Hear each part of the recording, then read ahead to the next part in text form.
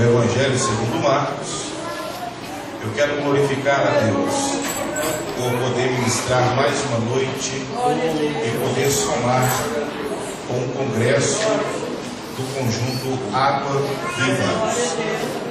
Que Deus possa abençoar rica e poderosamente esse conjunto, a sua liderança, pastor dessa igreja local, pastor novo em Cafarnaum. E logo ocorreu que ele estava em casa. Muitos afluíram para ali, tantos que nem mesmo junto à porta eles achavam lugar, e anunciava-lhes a palavra. Alguns foram ter com ele, conduzindo um paralítico levado por 4 homens. E não podendo aproximar-se dele por causa da multidão, descobriram o eirado no ponto correspondente ao que ele estava, e fazendo uma abertura, baixaram o leito em que jazia o doente. Vendo-lhes a fé, Jesus disse ao paralítico: filho, os teus pecados estão perdoados. Mas alguns escribas estavam assentados ali e arrazoavam em seu coração: por que fala ele deste modo? Isto é blasfêmia. Quem pode perdoar pecado, senão um, que é Deus? E Jesus, percebendo em seu espírito que eles assim arrazoavam, disse-lhes: por que arrazoais sobre estas coisas no vosso coração? Que é mais fácil, dizer ao paralítico: estão perdoados teus pecados, ou dizer-lhe: levanta, toma o teu leito e anda? Ora, para que saibais que o Filho do Homem tem na terra poder para perdoar pecados, disse ao paralítico: eu te mando, levanta, toma o teu leito e vai para a tua casa. Pode ser. Meus amados, estamos em um dos 4 livros do Novo Testamento que correspondem sobre a vida e ministério da pessoa de Jesus Cristo. O Evangelho segundo Marcos faz parte de uma galeria de 4 livros no Novo Testamento que o único objetivo é falar, é mostrar, é revelar a pessoa e a obra do nosso Cristo, o qual nós pregamos e anunciamos. O Evangelho segundo Marcos, ele tem uma visão. Marcos, quando escreve este livro, ele tem um propósito este que é o mesmo dos outros 2 que vão compor uma tríade de livros que é chamado de livros sinóticos. Sinóticos, que quer dizer visão conjunta. Mas Marcos, ele quer mostrar, ele quer revelar a pessoa de Jesus Cristo um pouco diferente de Mateus, que escreve aos judeus e tem como objetivo mostrar Jesus como sendo o Rei dos Reis e o Senhor dos Senhores. A visão de Marcos, ela também quer mostrar o que não o que Lucas mostrou, porque Lucas, ele vai escrever aos gentios e vai mostrar Jesus como sendo o Filho do Homem. Marcos também não tem a mesma visão de Jesus que João teve quando ele escreve a igreja de Jesus Cristo e mostra Jesus como sendo o grande e poderoso Filho de Deus. Então, qual é a visão de Marcos, evangelista? A visão de Marcos está no capítulo 10 e no versículo 45 do seu livro. Porque também o Filho do Homem não veio para ser servido, e sim para servir, e dar a sua vida em resgate de muitos. Qual é a visão de Marcos? É a visão de um Cristo como servo fiel. Marcos, quando escreve o seu livro, entre os anos 50 e 60 depois de Cristo, Marcos vai passar a redigir tudo aquilo aquilo que ele ouviu, tudo aquilo que ele presenciou nas pregações de pelo menos 2 de seus pastores. O primeiro pastor de Marcos foi Paulo. Com Paulo, Marcos aprendeu o que é fazer a obra missionária, o que é pregar o Evangelho, o que é percorrer as terras para anunciar o Evangelho de Jesus Cristo. Mas, depois de deixar a tutela de Paulo, ele vai para a tutela de Pedro. Pedro era um homem de oração, e com Pedro, Marcos aprende o que é apacentar uma igreja, o que é orar pelas pessoas, o que é viver uma vida de graça abundante na presença de Deus. E colhendo as informações necessárias para redigir um livro, Marcos vai então complementar aquilo que chamamos de os 4 evangelhos que falam da pessoa de Jesus Cristo. Ele escreve o seu livro. E para quem que ele escreve? Ele escreve para os seus compatriotas de cultura grega. E cá para nós, pregar para um grego não era igual pregar a um judeu. Pregar para um grego não era igual pregar a um judeu. Para se pregar a um judeu era necessário contar toda a história,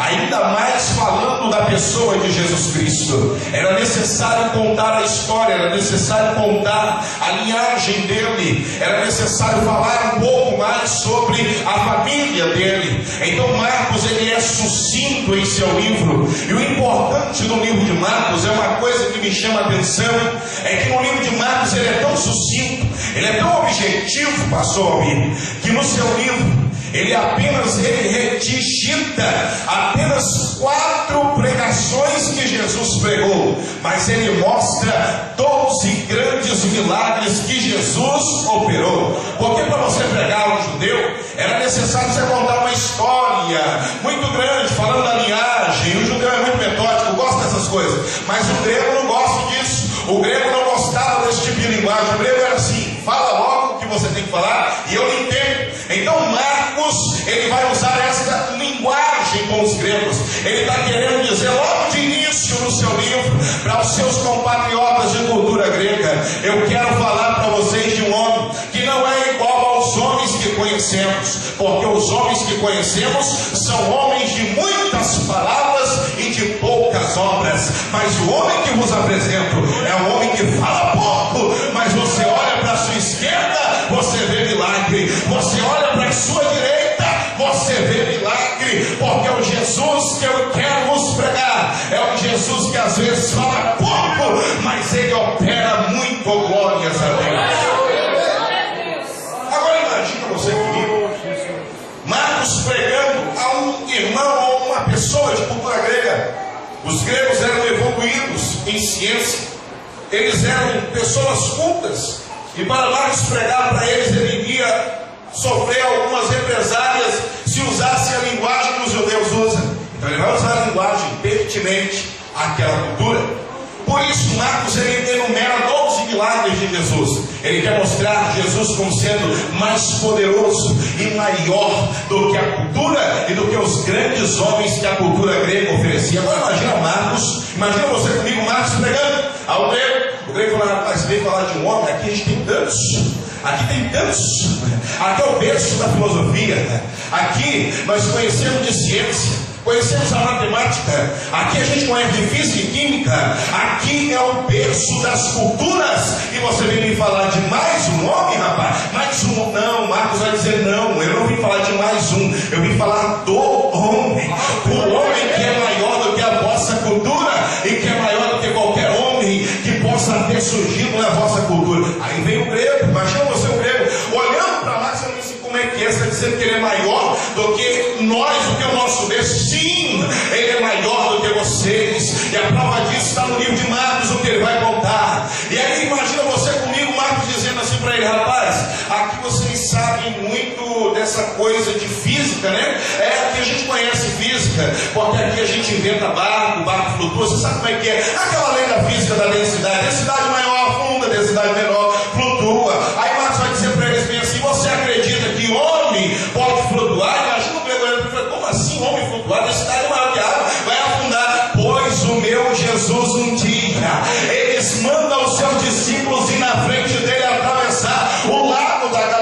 montanha. E eu quero que qualquer físico me explique como é que os discípulos estavam no meio da tempestade, ao mar açoitando o barco para a direita e para a esquerda, e no meio do mar vem um homem andando. Eu quero que vocês me expliquem como é que ele andou sobre as águas. Olha, se fosse eu sei que dizer para ele, isso é muito fácil, ele é Jesus. Ele é Jesus, já ouvi falar dele. É muito fácil, mas eu ouvi dizer que nessa história aí um cabra afundou lá na água. Aí imagina Marcos dizendo para ele, porque eu não te contar a história completa. A história é a seguinte: Jesus vem andando, os discípulos ficam com medo. Um deles é usado, o nome dele é Pedro. Ele vai dizer para o Senhor Jesus assim: se é tu mesmo que fala conosco, mande que eu vá até ti. E Marcos vai olhar para o Deus e vai dizer: até aí a sua história está muito bem contada. Ele foi até a presença de Jesus andando sobre as águas, mas por causa do vento que era contrário, ele acabou afundando. Mas a história não acaba por aí. Imagina Marcos dizendo para ele: a história não acaba por aí. Ele até afundou, mas não te contaram como foi que ele voltou para o barco. Para ir ele até afundou, mas para voltar ele voltou de mão dada com o mestre, andando por cima das águas. Me explica isso, Grego. Aí o vai falar para ele assim: pastor Jesus, ele é bom difícil, quero ver se ele é bom de química. Imagina Marcos dizendo para ele assim: meu Jesus é o melhor químico que já existiu. Aí imagina Marcos olhando para ele e falando assim: você sabe que dentro da química existe uma propriedade chamada alquimia, que é o poder de transformar uma matéria em outra. Isso é alquimia. Você pega o ferro e transforma ele em outro tipo de metal. Isso é alquimia. É um poder que a química tem. Imagina Marcos olhando para ele e falando assim: o meu Jesus é o melhor químico que eu já vi. Um dia o meu Jesus, ele vai entrar em Caná da Galileia, e lá tem um casamento, e no casamento tinha vinho. Só que o vinho do casamento acabou, e acabou a alegria da festa. Os convidados não tomavam vinho. O mestre Sala ficou preocupado: fiz as contas erradas e não deu certo, vou passar vergonha. Mas Jesus chegou lá no casamento, e quando apresentaram Jesus para o moço, Jesus falou para ele: pega um monte de vasilhas, tudo dá e traz para mim. O moço, sem entender nada, enche as vasilhas, traz até a presença de Jesus. E quando ele olha para as vasilhas, Jesus vai dizer ao moço: prove e vê a qualidade do vinho. O moço vai lá e prova. Quando ele prova, ele fala: mas peraí, eu peguei foi água e aqui dentro tem vinho. Ele mostra ao mestre Sala. O mestre Sala é o senhor que é o mordomo da festa, é o senhor que é responsável. Prova esse vinho aqui. O mestre Sala toma o vinho e fala assim: rapaz, só podem estar de brincadeira comigo, agora mesmo acabou o vinho. E geralmente a gente oferece o vinho pior primeiro, inferior primeiro, e depois dá o melhor. Pois vocês pregaram uma peça em mim, não é? Pois botaram o melhor vinho por último. Aí imagina o garoto olhando para mim e falando: não é isso, não pregaram peça nenhuma no Senhor. De fato o vinho acabou. Só que chegou um cidadão aí chamado Jesus Cristo, lá de Nazaré, daquela cidade pobre. Ele mandou eu pegar um monte de jarro d'água, coloquei na presença dele. Sem que ele tocasse, ele mandou que eu pegasse e provasse. E quando eu provei, não era água, era vinho. O mestre Sala viu que o Jesus que nós pregamos é o melhor alquimista que eu já vi. Grego é grego. Então Jesus é bom de química, é bom de física, mas eu quero ver se ele é bom de matemática. Aí Marcos vai olhar para ele e falar assim: meu Jesus, o melhor matemático desse dia, não tem matemática igual a ele. Quando inventaram a matemática, que é a ciência dos números exatos, ele já sabia disso há muito tempo. Imagina o grego dizendo para ele: como é? Sim, a matemática é a ciência de números exatos. 2 mais 2 é igual a? 2 mais 2 é igual a? 4 mais 4 é igual a? 8. Aí Marcos vai olhar para ele e falar assim: agora eu quero que você me explique essa matemática de Jesus. Jesus está pregando na beira do mar, na beira do lago da Galileia. E quando ele está na beira do mar pregando, tem uma grande multidão ali, de cerca de umas 4.000 pessoas, ouvindo ele pregar. Aí os discípulos procuram ele e vai falar assim: mestre, olha, a multidão está com fome aí, não tem nada para dar para eles não. Jesus disse para eles buscar o que comer, não acharam nada. Aí lá no meio da multidão acharam um garotinho, e ele tinha um cestinho, 5 pães e 2 peixinhos. Aí começa a matemática de Jesus: era quantos pães? Era quantos peixes? Imagina o grego fazendo a soma com ele. Até aí tudo bem, até aí está tranquilo, é ciência dos números exatos. 5 mais 2 é igual a? Aí Marcos vai dizer para ele agora: eu quero que você me explique essa matemática de Jesus. Como é que ele pega 5 pães, soma com mais 2 peixinhos, multiplica para 4.000 pessoas e faz o menino voltar com 12 cestos cheios para casa? Só o meu Jesus tem esse poder. Só o meu Jesus tem esse poder. Quantos acreditam, levanta a mão para cima e dá glória para ele. Seu Jesus é bom de química, é bom de física, é bom de matemática, pude ver que é bom de filosofia, mas eu quero ver se ele entende de coisa da roça, né? Seu Jesus é muito culto, quero ver se ele sabe de coisa da roça. Aí Marcos fala para ele assim: não tinha mais culto que ele. Primeiro que ele nasce na cidade pobre. Mas vou provar para você. Um certo dia, o meu Jesus está entrando em Jerusalém pela última vez, porque depois disso ele vai ser crucificado. E quando ele está entrando em Jerusalém, ele olha e avista uma jumentinha, filha de uma jumenta, amarrada no toco, você sabe porque ela era brava, porque se fosse pegar ela, ia montar, ela ia dar coisa, ela ia morder, porque você sabe como é que é jumento, né, igreja? Sim, você vai montar jumento. Eu sou de consultório, né, irmão? Meu pai amansou jumento, eu já vi como é que é o negócio. Monta naquele bicho, aquilo morde, aquilo pula, aquilo roda com você no chão, mas não amansa. Aquele negócio é brabo. Aí imagina Marcos dizendo para o grego bem assim: pois é, grego, você sabe que amansar jumento não é coisa de qualquer um. Pois o meu Jesus entrou lá em Jerusalém, viu uma jumentinha, filha de uma jumenta, ela era 0 quilômetros, ninguém tinha montado nela, mas quando Jesus mandou buscar, Jesus monta na jumentinha, e nunca se viu uma jumentinha que marchava tão bem como ele em cima, e o povo dizia: Hosana, Hosana, Hosana, Hosana, bendito é o que vem em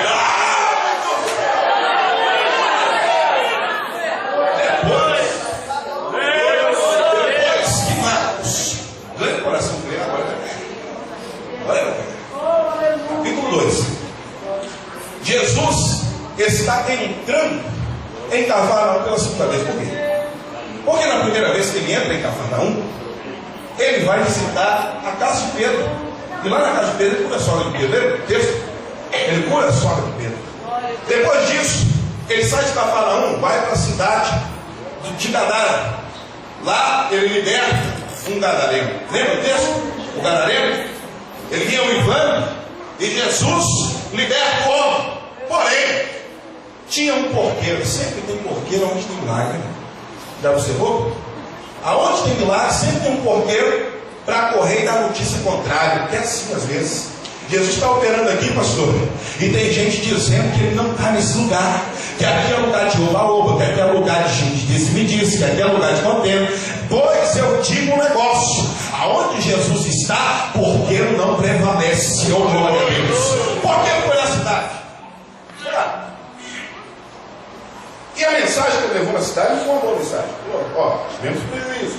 Chegou um cidadão chamado Jesus aí, expulsou os demônios do endemoniado. Aquele camarada que andava pelos montes, quebrava os pilhões, lembra dele? Sim, Jesus libertou aquele cara. Só que os demônios estão todos nos porcos, e os porcos estavam todos nos pinhadeiros e morreram afogados. A multidão fica enfurecida. Olha, ele trouxe prejuízo para a cidade, não nada vai acontecer. A multidão vem. Quando a multidão vem, pastor Malmir, imagina os discípulos. O discípulo é assim, aprendi, sabe? O discípulo do Senhor é o seguinte: se houver esse terra aí, amanhã o cara vai estar com terra igual você. Ele acha que para ser igual você tem que mexer isso aqui. Você está com o sapato limpo, coisa de crente, mas amanhã ele vai comprar um negócio. É discípulo, é aprendiz. Tem que aprender com você. Assim, mas discípulo, às vezes, o discípulo, Jesus falou, o discípulo nunca é maior do que o seu mestre. Aí os discípulos vê a multidão vindo, o coração do discípulo sabe como é que é. Quando vê a multidão, não aguenta. Opa! Arruma a roupa aí, gente. Arruma o terno aí, tá vendo a multidão aí, vai ter aplauso, hein? Vai ter aplauso. Se enganaram. A multidão veio com várias aplausos, dizendo assim: o senhor não é bem-vindo aqui nessa cidade. Aqui não! O senhor pode ser bem-vindo em qualquer outro lugar, mas em Gadara o senhor não é bem-vindo. Por favor, volte para a tua cidade, porque aqui o senhor só trouxe prejuízo. Pensa que Jesus questionou? Questiona não. Eu sou assim: gente, vamos embora, vamos embora. Vamos voltar para casa. Como assim, senhor? Vamos voltar para casa. A Bíblia diz que Jesus entra no barco e retorna a Cafarnaum. Quando ele chega em Cafarnaum, a história é um pouco diferente. Por quê? Quando souberam que ele estava em casa, Teve gente na sala, teve gente na cozinha, teve gente do lado de fora, teve gente na janela, teve gente na porta. A casa estava lotada. Há uma diferença entre Gadara e Cafarnaum, é que em Gadara estão colocando Jesus para fora, mas em Cafarnaum estão chamando ele para dentro. Glórias a Deus. Eu quero te fazer uma pergunta: de onde você é? Você é de Gadara ou você é de Cafarnaum? Porque em Gadara estão botando ele para fora, mas em Cafarnaum estão dizendo para ele: entra Jesus, porque aqui o Senhor está em casa. Entra Jesus, porque aqui o Senhor está em casa.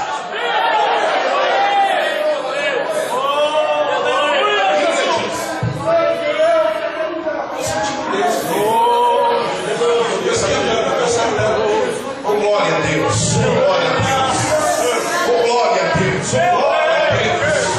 Eu estou sentindo a presença dele nessa casa. Oh, glórias a Deus. Aí a Bíblia vai dizer assim: e souberam que Jesus estava em? Souberam que Jesus estava em casa. Souberam que Jesus estava onde, crente? Em? Oh, coisa boa quando Jesus está em casa, né? Coisa boa. A recepção de Cafarnaum era tão boa que Jesus ficava em casa em Cafarnaum. Era assim. Pastor Alvin, eu recebi um pastor na minha casa. Coisa boa, uma recepção bem dada, né? Coisa boa, quando você é bem recebido, dá vontade de voltar, 1, 2 mil vezes. Só não volta mais se não cabe nos convites, você está querendo almoçar e não está na casa. Mas recebi um pastor lá de Boadinho, pastor Ezequias. Pastor Ezequias foi passar 3 dias na minha casa, estava pregando um congresso com o nosso igreja. E eu tenho uma cadeira lá em casa, uma cadeira velha, sabe? Aquela cadeira que, de computador, sabe? Vermelho, aquela almofadinha, um fato rasgado. Mas tem um sofá de canto lá, é coisa de crente, sabe? Coisa de crente, sofá de canto assim, chega o pastor Ezequias lá em casa. Fui receber o pastor, tudo bem, acomodamos, indo no quarto, pegamos as malas dele, utilizamos. Mas quando ele foi para a sala, ele foi sentar no sofá. Eu falei: é isso que você? Não. Ele: como assim? Não. Vai sentar naquela cadeira ali, ó. Cadeirinha vermelhinha, rasgadinha. Ele olhou para minha cara sem gracinha, assim, sentou na cadeira. Ficou lá conversando comigo, meio sem graça, meio sem graça. Ele ficou conversando. Todo dia que ele ia sentar no sofá, eu falei: por favor, pastor, levanta você para a cadeira de mim. Aí ele foi retraído, quando foi no domingo, ele não aguentou. Chegou minha esposa, parte e disse: ó, Deus, está tudo certo. Aí eu cheguei lá em casa, da primeira forma, da primeira forma. Cheguei aqui, ele não botou para sentar na cadeira rasgada. Qual é o motivo? Eu disse: não, pastor, o senhor não entendeu. O senhor não entendeu, pastor. Ele: como assim eu não entendi? A cadeira está toda rasgada, o sofá é bonitinho, queria sentar no sofá. Ele não deixou eu sentar no sofá. Eu falei: não, pastor, o senhor não entendeu. Eu entendi o quê? Aquela cadeira, pastor, ninguém senta lá em casa, só ele senta naquela cadeira. Aquela cadeira pode ser rasgada, mas é a cadeira dele, é o troninho dele lá em casa. Se ele botou o senhor para sentar naquela cadeirinha rasgada, que só ele senta, é porque ele está querendo dizer para o senhor que o senhor está sentando no melhor lugar da casa dele. Oh, glórias a Deus. Às vezes viemos para o culto, Jesus está lá no final, está lá do lado de fora, e quem está sentado nas cadeiras melhores são os homens. Está na hora de inverter a posição, está na hora de Jesus tomar a primazia dos nossos trabalhos, está na hora de Jesus tomar a primazia dos nossos púlpitos, das nossas mensagens. Estamos vivendo uma época que não se prega Jesus mais. Jesus sempre foi o centro da Bíblia Sagrada. Mensagem, louvor que não tem Jesus no centro não presta para nada. Mas eu acho que eu estou pregando para um povo aqui que Jesus está no centro da sua vida, está no centro da sua adoração, está no centro da sua igreja. Quantos tem? Quantos tem? Levanta a mão para cima e dá para ele a melhor recepção que você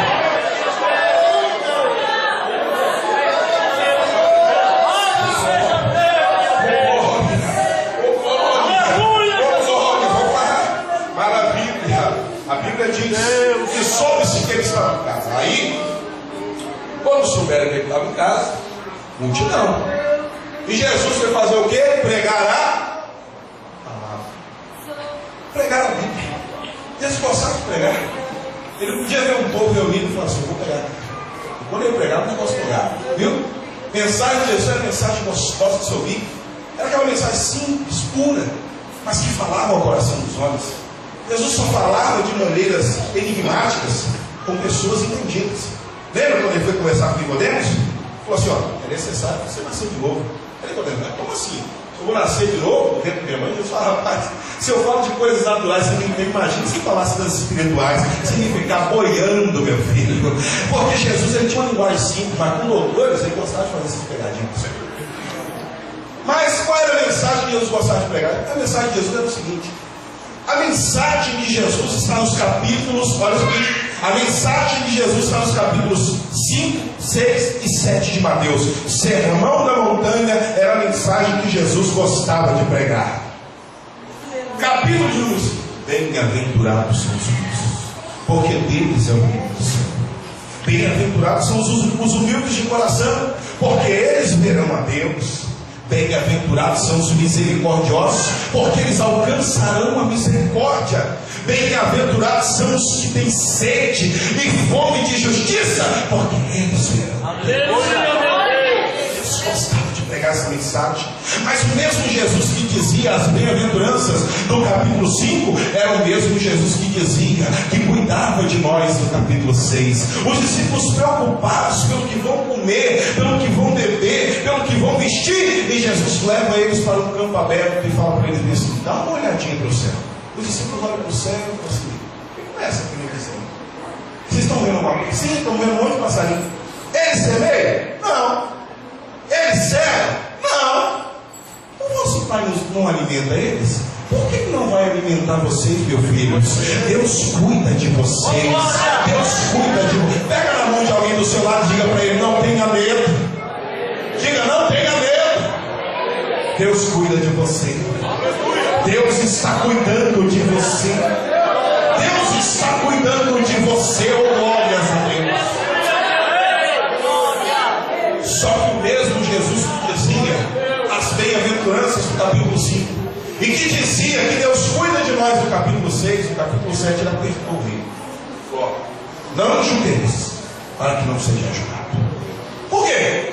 Porque com o mesmo jugo que você julgar, vão te julgar. E com a mesma medida que você medir, vos medirão também. Confiar por entrar pela porta estreita. Porque estreita é a porta, é apertado o caminho que leva para o céu. E é pouca gente que entra por lá. Mas o caminho que leva para a perdição, esse é largo. E é muita gente que está procurando ele. Depois ele fala: olha, não julguem, mas olha para a árvore, porque é pelos frutos que vocês vão conhecê-los. Essa era a mensagem que Jesus gostava de pregar. Uma mensagem prática, uma mensagem simples, mas uma mensagem que salva, uma mensagem que liberta. Glória a Deus. Quando ele está pregando, o povo, olha aqui, o povo ouvindo ele pregar, 4 homens. Quantos? 4. Quantos? 4. Vamos lá. 4 homens. Pega o cidadão da marca, levanta e vai levar até a casa onde Jesus estava. Esses 4 cidadãos representam o Evangelho de Jesus Cristo: Marcos, Mateus, Lucas e João.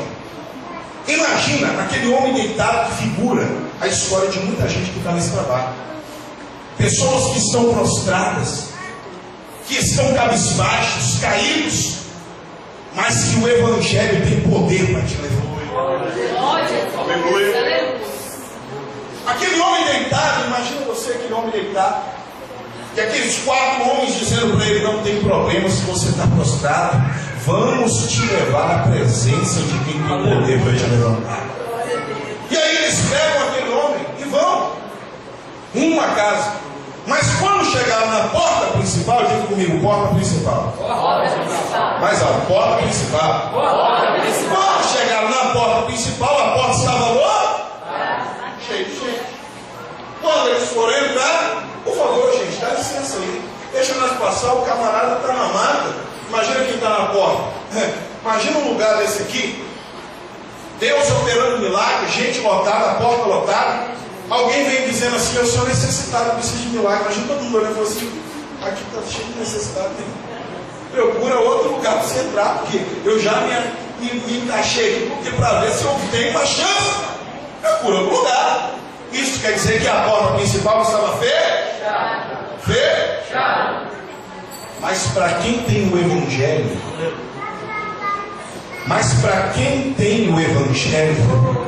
não existe porta fechada. Não existe porta fechada. Os 4 vão dizer assim: ah, é? Fecharam a porta principal? Fecharam? Não tem problema não. Vamos procurar outra forma. E aí o texto bíblico vai dizer assim, no original o texto bíblico vai dizer assim: e não podendo eles entrar pela porta da frente, subiram pela escada dos fundos. Vou repetir. E não podendo eles entrar pela porta da frente, subiram pela escada dos fundos. Você pode não entender agora, mas eu vou te explicar o porquê disso aqui. O texto original é claro, tinha uma escada nos fundos. E o interessante da escada dos fundos é que ninguém vê quando você está subindo por ela. Ninguém vê quando você está escalando ela, porque ela está nos fundos. Vou dizer de novo: a escada dos fundos ninguém vê quando você sobe por ela. Oh, glórias a Deus. Porque ela não está na frente, ela está nos fundos. Oh, glórias a Deus. Mas a escada dos fundos, oh, glória a Deus, você pode até subir sem ninguém ver, mas quando você chegar lá em cima, todos vão ter que ver que você alcançou o topo. Eu vou repetir: na escada dos fundos ninguém vê você subir, mas vê quando você chegar lá em cima.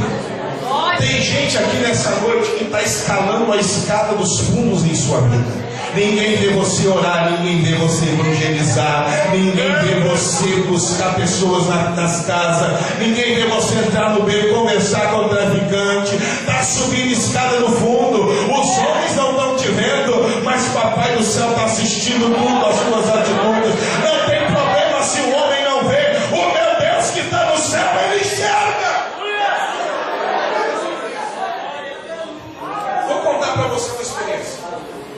Tinha uma irmã na nossa igreja, muitos anos atrás. Essa irmã, ela entrava, ela tinha cadeira dela no cinto de oração. Não sei se aqui tem isso. O lugar do cinto de oração, aquele lugar era dela. Quando chegava, porque ela não estava na igreja, você podia ver, o lugar dela estava vazio. Ninguém sentava, era dela. Quase tinha o nome dela também. E ela sempre chegava na igreja, sentava ali e cultuava a Deus, falava em inglês, chorava. Eu gostava mais. Mas chegou um dia que teve uma reunião. O pastor não foi assim por ousadia dele, mas ele quis dar um carro para ela, né? O senhor falou assim: olha, talvez a senhora senta aí, sentar, né? A senhora, né? Eu não vejo a senhora fazer nada dentro, então eu vou te dar um carro. Eu quero ver a senhora trabalhando. Ele não sabia, não era iniciante. Ele foi dar um carro. Aí a irmã levanta do banco, fala assim: pastor, sim, não precisa me dar um cargo não, pastor. Como assim não, irmão? Eu quero te honrar. Não, pastor, eu já sou honrada. Mas como assim? Ela olhou na reunião e falou assim: ei, você, quem foi na tua casa semana passada lá te buscar para você vir para a igreja? Eu falei: a senhora. Você, minha irmã, tem quantos anos de igreja? 4. Quem foi na tua casa te visitar para trazer para a igreja? A senhora. Minha irmã, você quer ir dar presente de oração? Lá, há 5 anos atrás, quem foi na sua casa para orar pela senhora? Foi a senhora. Está vendo, pastor? Eu não preciso ter cargo na igreja para ser honrada por Deus. Essa igreja está cheia porque eu estou trabalhando, Levanta a mão para cima. Deus está mandando eu te dizer nessa noite: não tem problema se os homens não verem. Faça, porque Deus que está no céu, Ele vai te recompensar.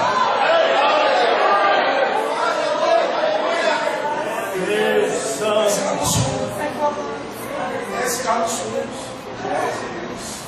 Glória a Deus. Estou sentindo a presença de Deus muito forte. Deus está nos dando uma palestra bem espiritual, falando no âmago de nossas almas. Eu te vejo, Eu te vejo, eu te vejo. Levanta a mão direita para cima, assim que eu estou sentindo a presença do Espírito Santo querendo trazer algo espiritual para a tua vida. Levanta a mão para cima, assim, levanta, levanta. Procura alguém do seu lado, dá um abraço nele ou nela, dá um abraço nesse momento e diga para ele, para ela assim: vamos trabalhar, vamos trabalhar. Não tem problema se o pastor não vê, não tem problema se o líder dos jovens não vê, não tem problema se o presidente não está vendo. Vamos trabalhar, vamos trabalhar. O reino de Deus precisa de nós.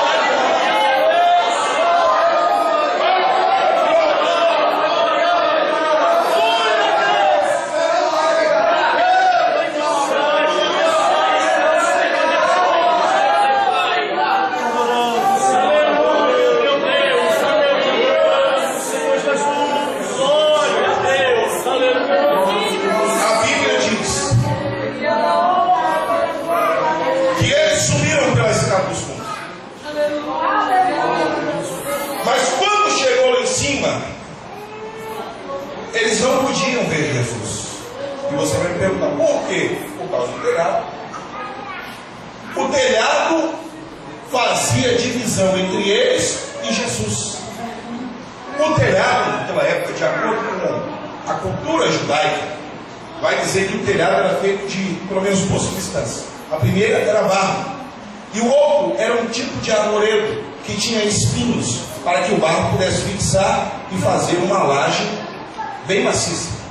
E segura, o espinho aponta para a natureza pecaminosa do homem. O barro aponta para a natureza humana. São duas coisas que impedem uma pessoa de enxergar Deus no culto como esse. Primeiro, tua natureza humana. E segundo, a tua natureza pecaminosa. Essas duas naturezas fazem com que Jesus trabalhe no culto e você fique procurando ele igual cego perdido em tiroteio. Jesus falando e ele dizendo assim: cadê Jesus que eu não estou vendo, hein? Jesus não falou comigo ainda. Está igual o povo de Israel quando saiu do Egito. Lembra quando saiu do Egito? O pessoal passando por entre as colunas de água e olhando para Moisés e falando assim: Moisés, cadê o teu esposo de libertar a gente? Está passando no meio do mar aberto. Lá do outro lado, Deus fazendo pão cair, eles dizendo assim: Moisés, cadê o Deus que falou que ia cuidar da gente? A galinha voando na cabeça deles, eles dizendo assim: cadê a carne, Moisés, que Deus prometeu? Tem muita gente assim nos nossos cultos, irmão. Jesus está abençoando, ele respira, ele trabalha, tem emprego, ele tem salário, tem uma família bonita. Nenhum dos filhos dele passa mal e ele ainda fica procurando Deus no trabalho. Deus está contigo, meu amado. Deus está cuidando de você. Contrapartida, tem uns que vêm para o culto, ele recebe até aquele famoso nominho, é canela de fogo, viu? Ele não pode entrar na igreja, ele já entra dando glória a Deus, dando aleluia, ele já abraça o irmão e fala assim: tem fogo aí, já viu?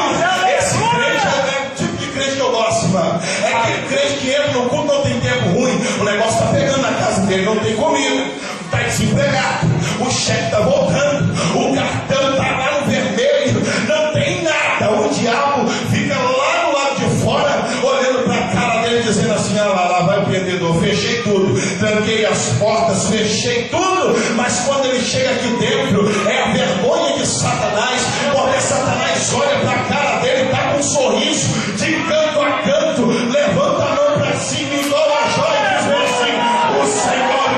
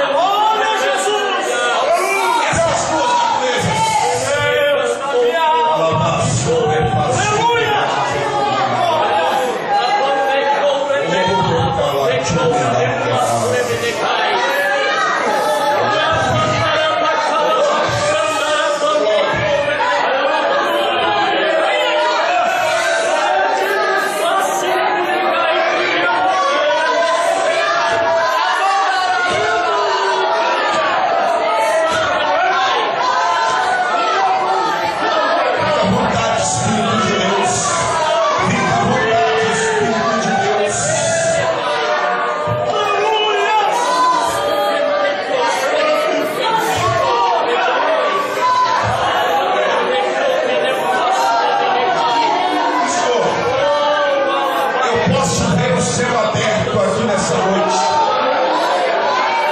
É Deus fazendo sua voz ecoar em corações que entraram aqui dizendo: Deus, até quando, Senhor, eu vou ficar nesta luta? E Deus dizendo assim: meu filho, se não acabou, é porque eu não terminei a obra que tenho contigo.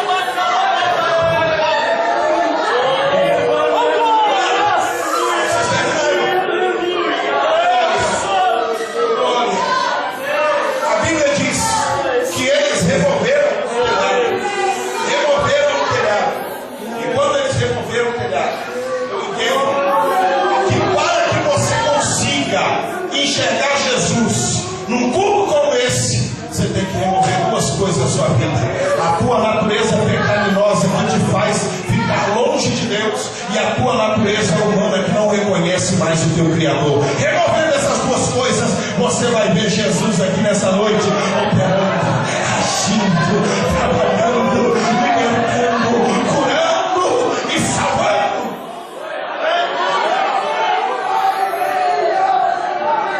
Eles removeram o telhado. Depois que eles removeram o telhado, eles agora podem ver Jesus. Puderam ver Jesus. Diga comigo: removi o telhado. Posso ver Jesus. Só que para ver Jesus ele subiu. Para ver Jesus ele subiu. Para ele ver Jesus ele subiu.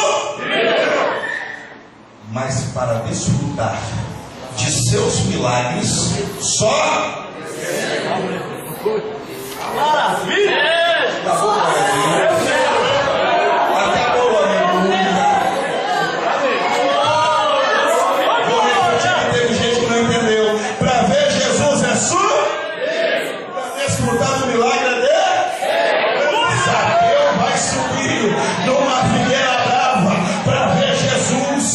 Quando Jesus chega perto da figueira, Jesus olha e fala assim: Zaqueu, para me ver você sobe, mas sobe para desfrutar do milagre. E para que eu vá na tua casa tem que descer depressa.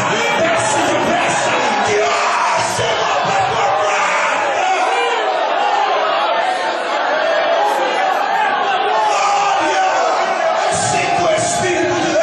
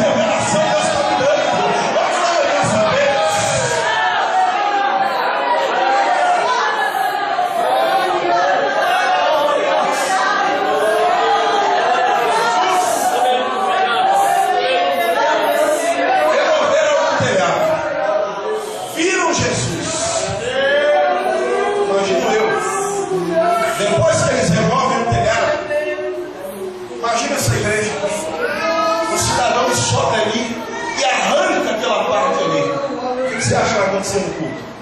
O pessoal vai desviar a atenção daqui, vai olhar para onde? Assim. Olha só que coisa gloriosa. Olha que coisa gloriosa. Eles removem o telhado. E depois que eles removem o telhado, enquanto eles estão descendo o homem, enquanto o homem está descendo, ele vai atrair 3 visões, 3 olhares. Primeiro olhar, o olhar dos discípulos. Segundo olhar, o olhar dos fariseus e saduceus. E terceiro olhar, o olhar do meio e amado Jesus Cristo. Enquanto eles estão descendo, eu já vou terminando. Enquanto eles vão descendo os homens, o discípulo é assim. Ele vê você descendo na presença do mestre e fala assim: desça mesmo, porque a vitória é boa.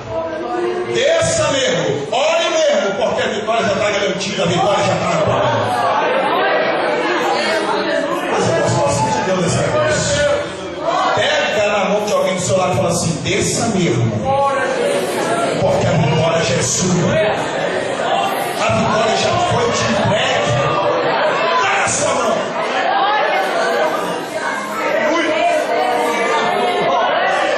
Só que nesse mesmo culto tinha fariseu e saduceu.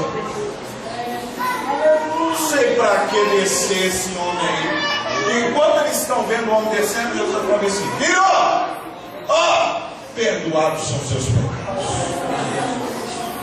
Aí fariseu e saduceu está no culto, não entende nada, mas sim. Não pode ele dizer um negócio desse, que ele perdoa pecado. Pelo que nós sabemos, só Deus pode perdoar pecado. Aí Jesus entra como advogado do homem que está descendo. Aí ele vai falar assim: peraí, montar o tribunal aqui agora no culto, para ficar indagando quem pode ser perdoado e quem não pode? Pois eu sou o advogado dos advogados e vou defender a causa disso acontecendo. Porque vocês arrasou em vossos corações dizendo assim: quem é este para perdoar pecado? E eu vou fazer duas perguntas para vocês. O que é mais fácil dizer para esse homem: perdoados são os seus pecados? Ou dizer para ele: levanta, toma a tua caminhada? E aí? Responda. Porque vão ficar te criticando, irmão. Vão criticar teu ministério, vão falar mal de você, até Jesus se apresentar do seu lado. Porque quando Jesus chegar do seu lado, o fariseu e o saduceu tem que calar a boquinha. Porque o advogado dos advogados, quando entra em ação, meu irmão, Satanás tem que ficar quietinho. Porque tudo que ele falar vai ser para vergonha dele. É assim, está na prova, o camarada está metendo o dedo em você. Quando Jesus te abençoar, vai dizer: é mentira, ó, deixou, irmão. Estamos juntos, a vitória é tua, mas tu sai que eu vou te meter na lei. Agora não tem glória a Deus, né? Mas vamos lá.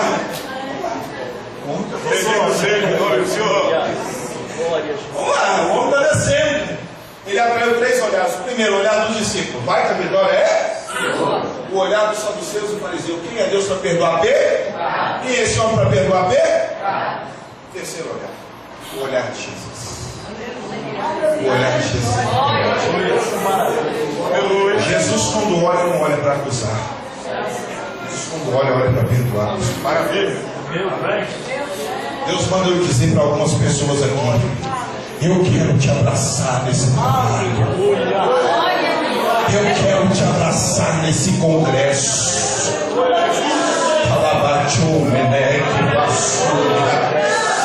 Você se afastou, mas eu estou de braços abertos para te receber esta noite.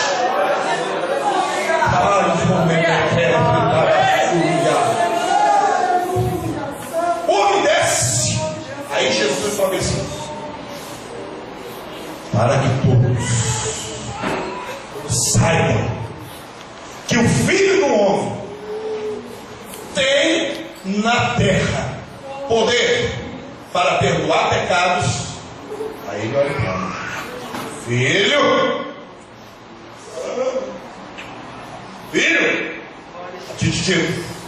digo o que é isso? Levanta agora, pega a tua cama e vai embora para tua casa. Vai embora para tua casa. A ciência explica: paralisia, a paralisia que ele olha no corpo todo. Paralisia, quando ela é local, isso quer dizer que alguma parte do cérebro da pessoa não está funcionando bem. Mas quando ela é total, corpo mórbido, é porque o encéfalo parou de funcionar. Quem é o encéfalo? O mediador entre a coluna vertebral e o cérebro. É ele que fala para a coluna assim: ao cérebro uma luz andar. Mas se ele não falar, não vai nada. O encéfalo dele morreu. Agora imagina a palavra de Jesus entrando no ouvido. Imagina. Deus fala assim: levanta, toma a tua caminhada. A palavra entra no ouvido. O ouvido manda para o cérebro. O cérebro processa essa palavra. Levanta, toma a tua cama e anda. Levanta, toma a tua cama e anda. O cérebro vai mandar a mensagem para os neurônios. E os neurônios em uma eletricidade dizendo: levanta, toma caminhando, levanta, toma caminhando, levanta, toma caminhando. Agora é hora do neurônio falar com o encéfalo. O neurônio: levanta, toma tua caminhando. Mas ele está morto. Imagina, o cérebro do camarada. Mas ele mandou levantar. Levanta, toma a tua caminhanda.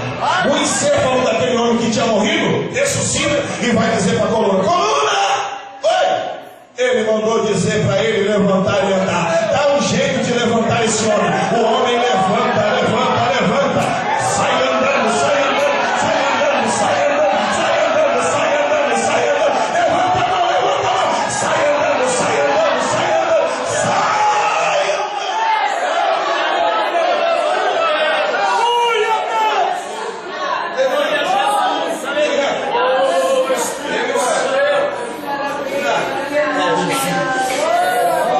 Ele levanta. Mas lembra que no culto tem fariseu e saduceu? Glória a Deus. Glória a Deus. Culto que tem fariseu e saduceu vai ter questionamento, né? Levantou e andou. Mas para ser constatada a cura, é necessário fazer fisioterapia. Aí eu imagino Jesus entrando na história: vocês são burros, é? Mas como assim, porra? São burros? Lembra o que eu mandei ele fazer? Levantar, tomar a cama e andar. Você já viu uma pessoa que é curada pegar a cama que ele andou em cima dela e carregar ela?